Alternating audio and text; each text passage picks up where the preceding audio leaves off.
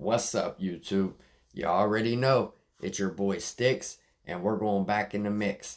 Hey, check this out. If this is the first time you're coming across my channel, on this channel, I got over 250 videos. A lot of those videos are my personal lockup stories, reaction videos, and I also have some lives. So I got a little bit of something for everybody. If crime-related content is what you're into, go check out the channel. Leave me a comment and I'd really appreciate it. Now look, I got a good reaction video for you today. These types of videos are some of my favorite to react to because you never know what you're going to see.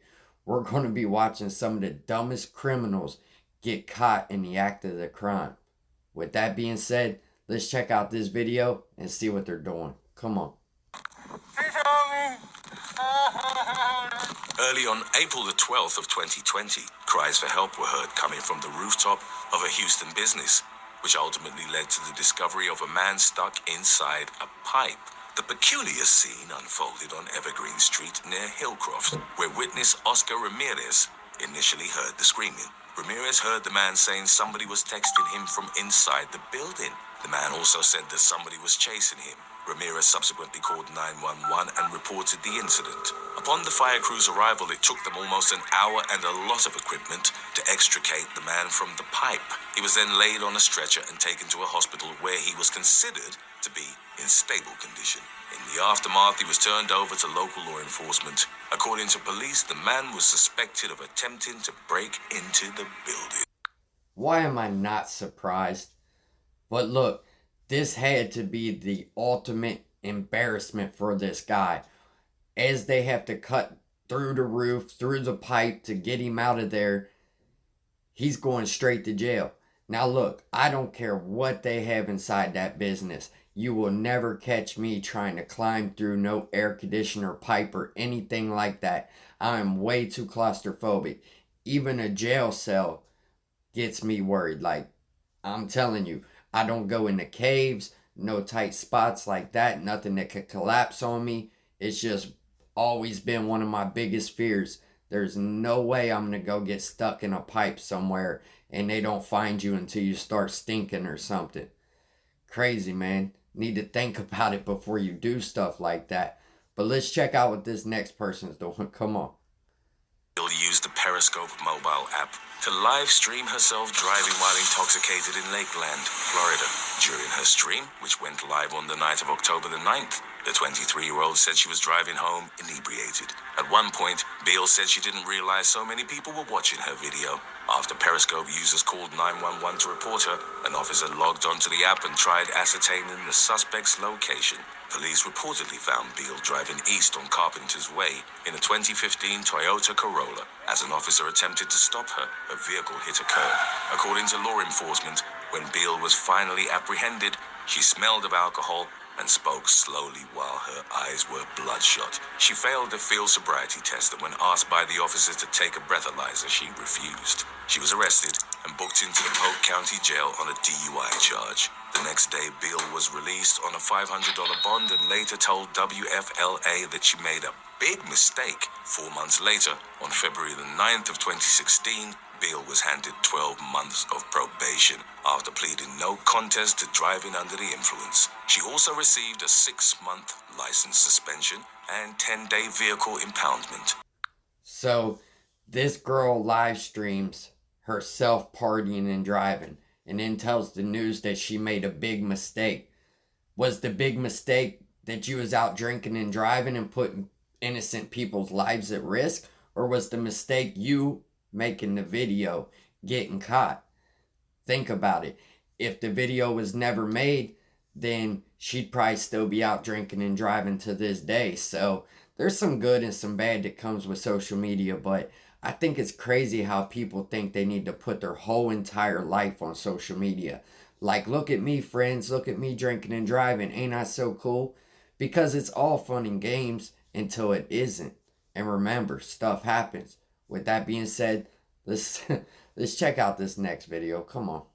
It's crazy. County, Georgia, was arrested by Lawrenceville authorities on November the 7th of 2017 after he was interviewed by a local news station. 24-year-old Eric Gerard Rivers who was suspected of committing a spree of local bank robberies. First case the BB&T Bank before scouting Fifth Third Bank and Fidelity Bank on Old Norcross Road. According to police, Rivers made time for an interview with WGCL-TV before heading to Chase Bank on Collins Hill Road.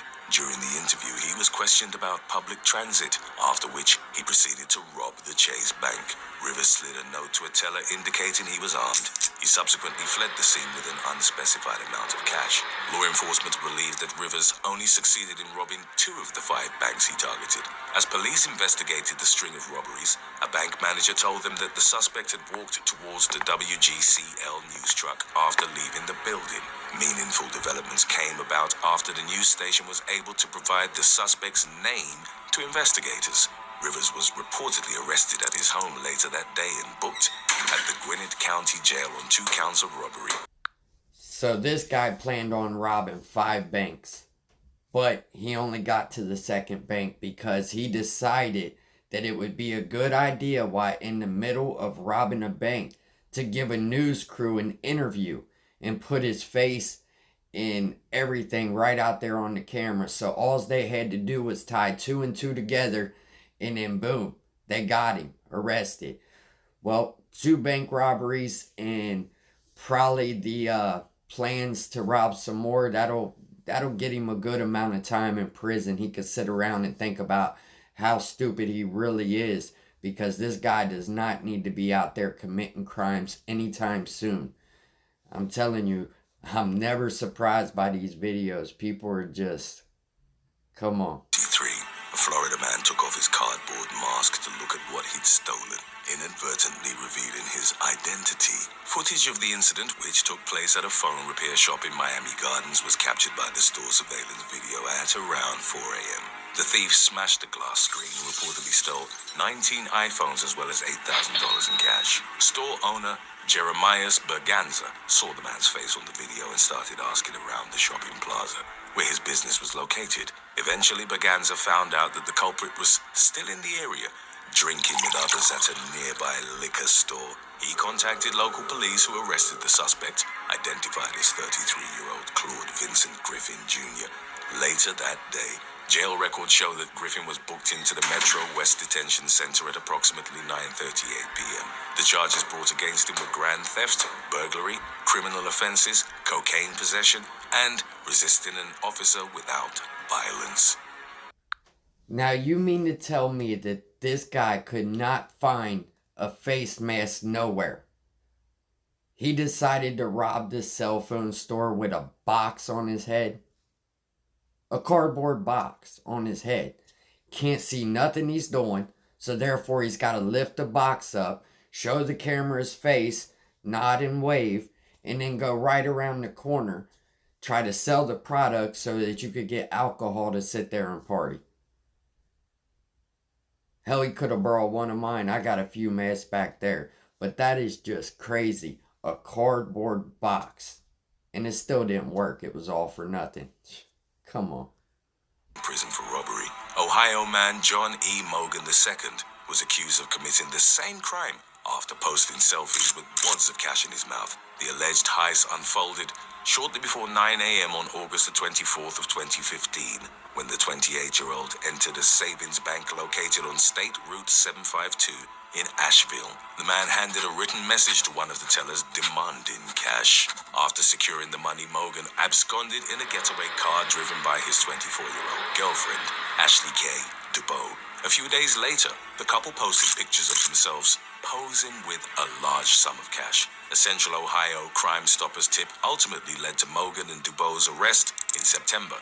Mogan pleaded guilty to robbery and theft on December the 30th and was sentenced to 36 months in state prison. Dubow later pleaded guilty to complicity in robbery and was handed a 2-year sentence in state prison. Additionally, they were ordered to pay $6,430 in restitution for the crime. Look at this guy thinking he's gangster, sticking all that dirty money in his mouth. Now come on, you know that money cycles through everybody's hands and it's been everywhere. Hard telling where all that money's been. But yet he wants to go out, floss, do the social media thing like what always gets him busted, show big wads of cash. People know you're broke. You ain't had a job. You haven't did nothing in forever. People know when you got money, they're going to be wondering, where did he get this type of money? This is a lame right here, a flunky. He's normally bumming cigarettes off the people downstairs, but now he's upstairs taking pictures with big old wad of cash, and the bank down the street just got robbed. Come on, man, it's not hard to figure out. I mean, triple X murderers, that's how they got caught, by flashing off all the money that they got in the robbery. Hey, as long as you guys keep on doing all this dumb stuff, you're just making the cops' job that much easier. They're making big money, taxpayer dollars, and they could just sit back and drink coffee and let you self-incriminate yourself. It's crazy. Come on, let's see what this last one's got. Let's go. In a fake goatee, a head bandage, and a neck brace, walked into a branch of Bank of America in Des Moines, Washington, claiming he'd been in an accident. 30-year-old Joshua Pinney then requested a new debit card, but the branch manager was apparently suspicious and contacted law enforcement immediately. When police officers arrived, they checked the man's Oregon ID and questioned if he was being serious, as he didn't remotely resemble the man in the photo despite his elaborate disguise. Pinney responded to the officers by saying, "I know." He subsequently admitted that his brother's friend gave him the ID which was stolen. He also conceded that he hadn't been in an accident and that the neck brace was fake. In the aftermath, Pinney was charged with second-degree identity theft. He later missed a scheduled court appearance and became a wanted man, but no updates have since been provided.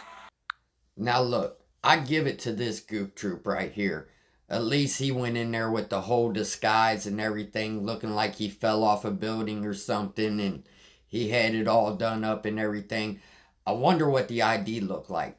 If he went in there looking like that, what did the fake ID look like? Some old crippled man or something? What's with the bandages and the neck brace? Like, the gray goatee or whatever wasn't enough. You had to go the extra mile and think like, well, if I go in here and look like I'm hurt, maybe they'll show some pity on me and not really look at my ID, because they'll be so focused on how pathetic I look. Maybe I could get away with this whole thing.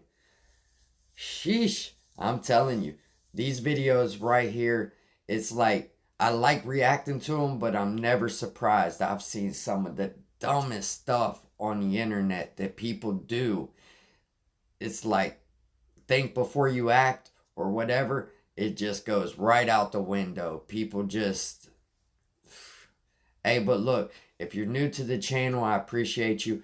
If you made it this far in the video, I really appreciate you. Like, subscribe, whatever, if you like the video. But just know I appreciate you. Until next time, hold your head and stay away from these dumb criminals.